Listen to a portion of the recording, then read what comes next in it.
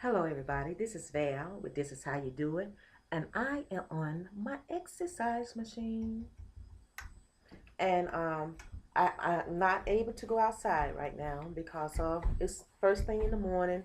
It's a little chilly outside, and I do my best thinking first thing in the morning, um, about 5 o'clock or so.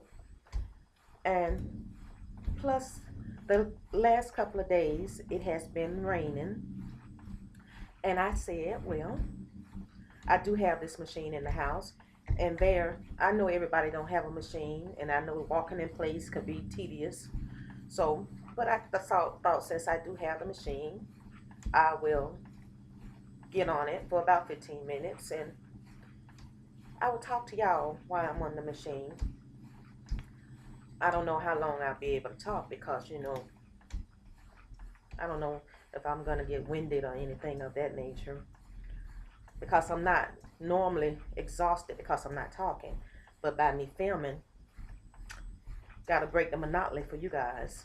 And I may just reach over and cut it off so you won't have to go through the full time with me. But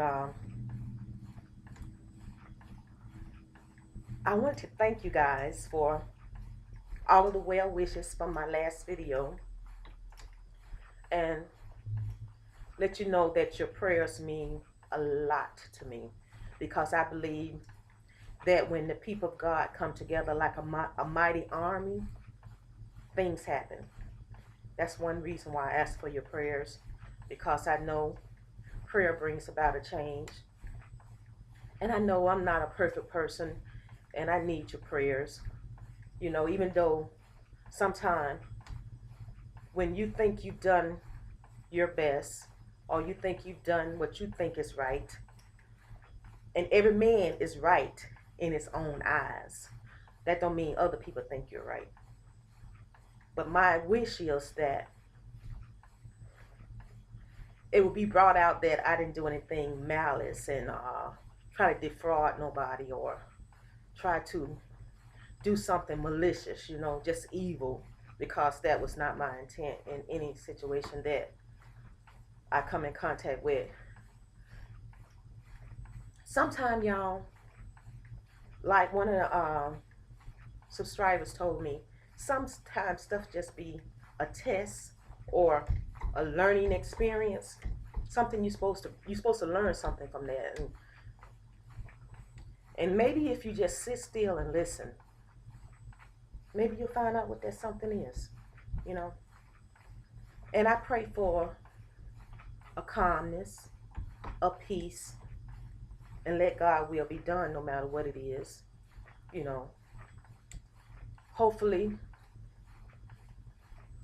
the property will stay in our name, because it's not just the part that everybody gets individually.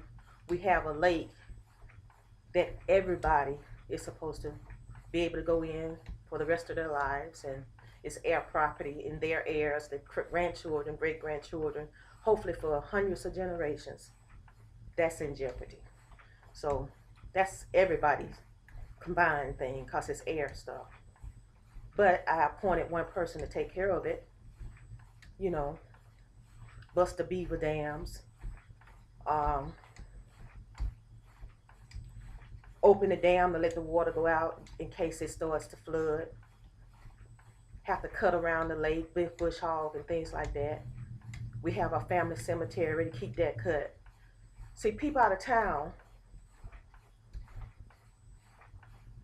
and people that are older than I am, I'm 53 years old, y'all know, and I'm my mama's youngest daughter, they're not able to do that. And they're not going to pay nobody to do that. So you look amongst the family, and you find somebody young, not greedy, somebody that has their own, somebody that can afford to pay the taxes and it don't hurt them, somebody that will clean the place off and keep it in the family, that everybody in the family can go and enjoy. It's not just for one section of the family, not just for my mother's children, but for her brothers and sisters, their children, their heirs. That's a subdivision. So if they sell what they personally have, it's theirs. They can do that. But the subdivision is some heritage that, why take that chance? And I just want y'all to continue to pray. Continue to pray. I know it's still on my mind, and I pray that I have peace and I don't think about it all the time, and that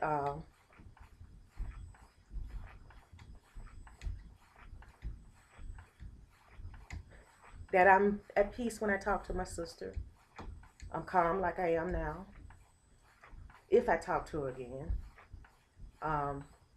before that time, and if I see her again, I still be at peace. I don't be angry.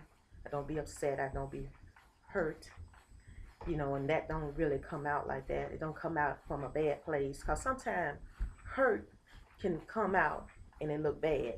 It sounds bad. You know, and that's not the kind of person I want to be. That's not the kind of person that I want to portray myself as. Because I can get angry just like anybody else. I can get hurt just like anybody else. And I can lash out just like anybody else. I don't want to lash out. I want to respect the person that raised me.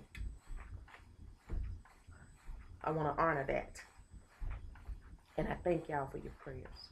I really do. I really do. Because I know right now that's the only thing that's going to help your girl. And this thing about my high blood pressure and all of that kind of stuff, I got to stay calm because of that, you know. And we as women, we worry a lot. And it's not a good thing. We carry stuff in our heart. And that's one reason why I talk to you guys about it, because I don't want to worry Willie with my worries. That's not good. And I don't want to hold it in either. Because I know some of you would say, why would she get on tape and tell all her personal business like that? Sure, I can make a phone call and do a video chat with some of y'all to vent. But this is what I chose, you know? And not only that, there are lots of people going through the same thing that I'm going through. People that have went through the same thing that I went through. You know, it says there is nothing new under the sun. Been there, done that. It may seem new to you, but somebody else has been through that thing. Somebody else has learned from that thing. And you know what? Also, that I actually learned by my mama passing. As much as she loved that land, as much as she fought for it, to keep it in the family, as much as she told us about the history of it and how much it meant, she couldn't take it with her. She couldn't take it with her. The clothes she was buried in wasn't even the clothes in her closet.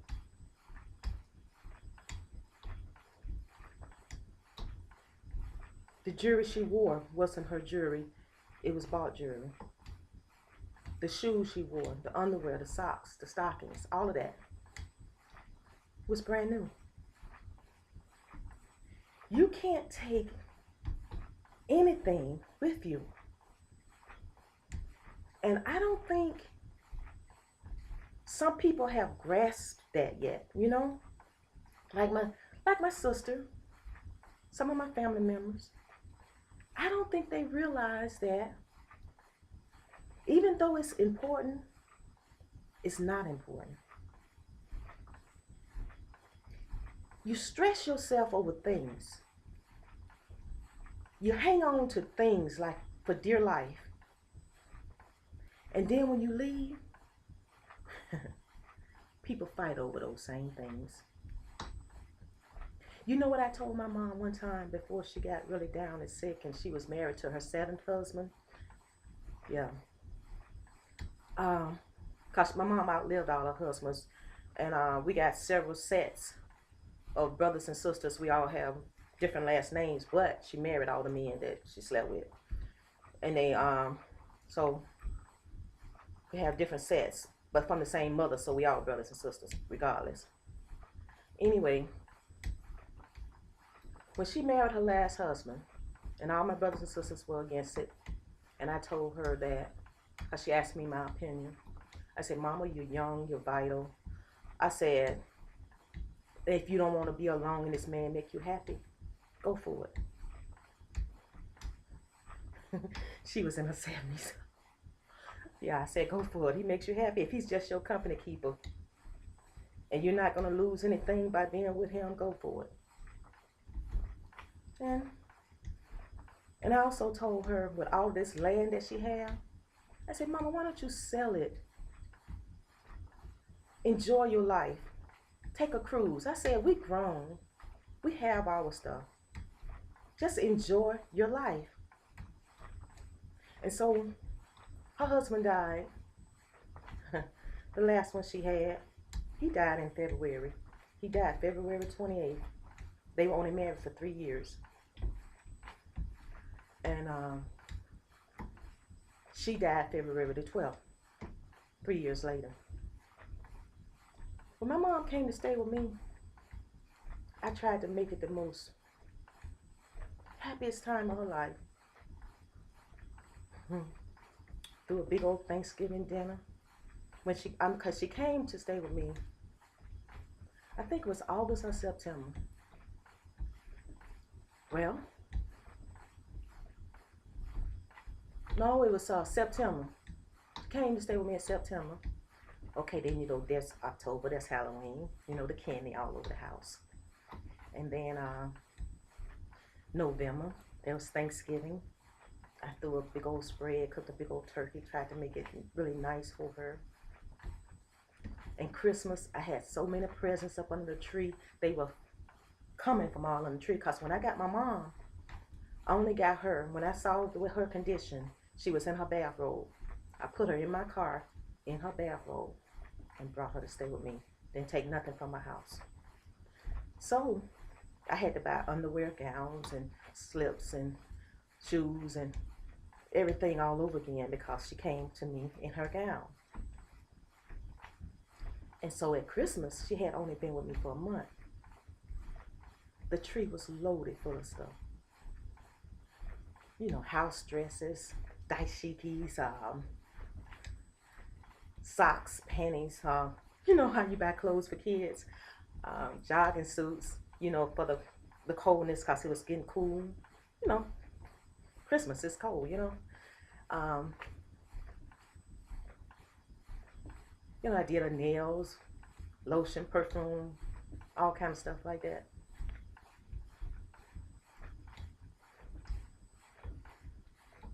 Taking care of her.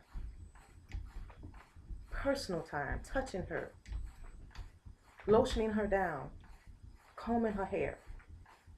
The things that they don't even know. They probably figured it was done, but they really don't know. Getting her out of bed, helping her stand, helping her sit down, fixing her breakfast, her lunch, her dinner, doing everything she asked of me. And then a family member punished me for it and don't understand that when she died, I was holding her in my arms. They don't even know that. And they're taking me to court as if I did something evil. Because they didn't come see for themselves. So I ask you for your prayers. And I thank you for joining me doing my exercises. And my 15 minutes is up. And this is Val, but this is how you do it. And I will see you on on the next video. Bye bye now.